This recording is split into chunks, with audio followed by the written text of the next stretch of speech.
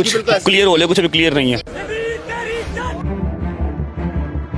कोई गलत लफ्ज़ मेरे मुंह से निकल जाए फिर इसको सीधा करने के लिए इंशाल्लाह हम अब पुरजोर मेहनत करेंगे।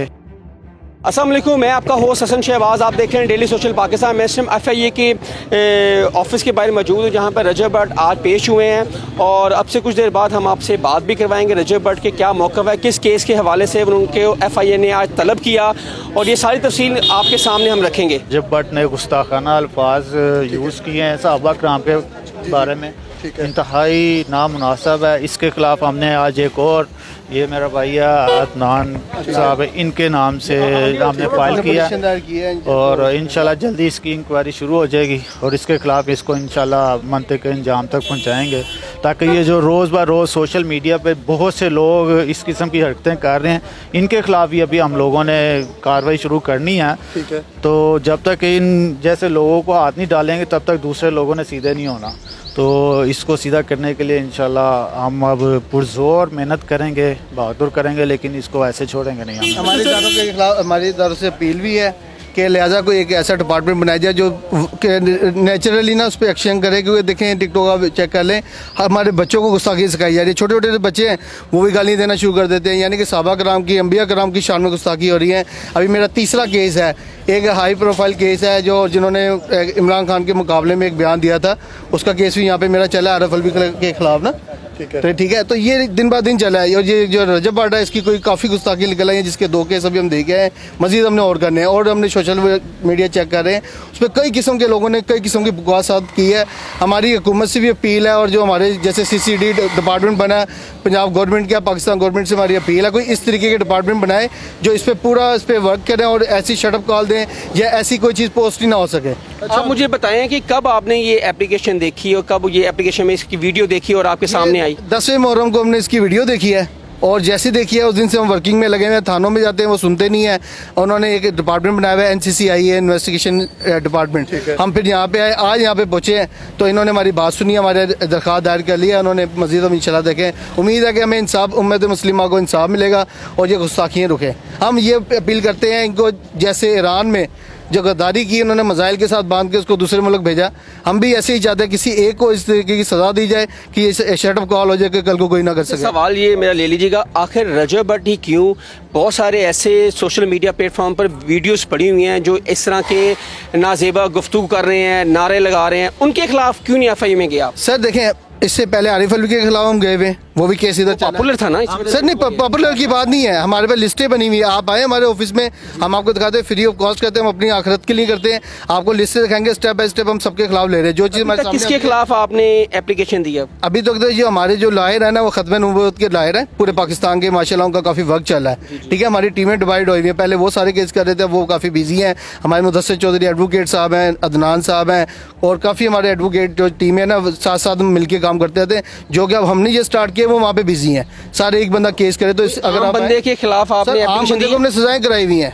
आप हमारे ऑफिस विजिट करें, हम आपको प्रूफ दिखाएंगे, हमने सजाएं कराई हुई हैं। आप आज किस केस के हवाले से आप पेश हुए थे, थोड़ा सा अपना मौक़िफ़ देंगे आप?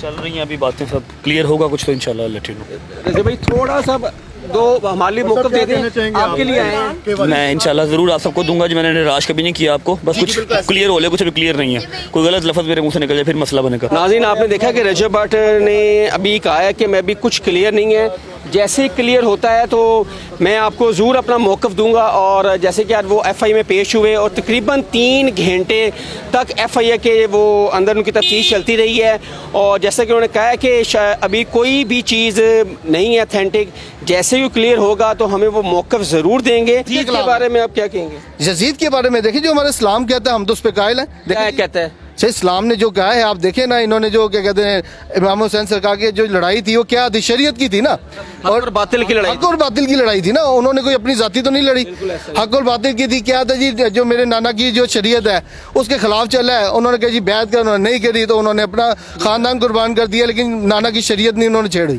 ठीक है ना, तो हम यजीद को जो अल्फाज कहे जाते हैं हम वो कहते हैं, हम उनके माँ बाप को और उनकी औलाद उन्होंने साथ दिया, हम उनको नहीं कहते। ठीक है, वो हमारे सहाबा कराम है हम उनकी एहतराम करते हैं सबकी, लेकिन जो यजीद ने कहा उसकी जो सज़ा बनती है, जो आज तक भुगत रहा है वो भुगतता रहेगा। अभी रजब भट्ट एक और केस से यहीं से निकला था जो आप केस के बारे में बात कर रहे हैं, वही वीडियो के भी आज उनकी ये पेशी थी, आप उसी सिलसिले में इनके खिलाफ FIR देने आए हैं? जी सर, इसने जो जज के खिलाफ बोला है ना, पता नहीं इसके कई केस तो चले, इसने एक गुस्ताखी थोड़ी। अच्छा, एक चीज़ हो रहा है जो पॉइंट हम करने लगे हैं, अभी हमारे ना पिटीशन दायर होने लगी है, जितने भी लोगों को देखें सिर्फ व्यूज़ लेने की खातिर भी, ठीक है, और दूसरे मुल्क की शहरियत लेने की खातिर ये बड़ा काम चल रहा है, बहुत आसान है, गुस्ताखी करो, पॉपुलर हो जाओ, पैसा लो, बाहर चले जाओ।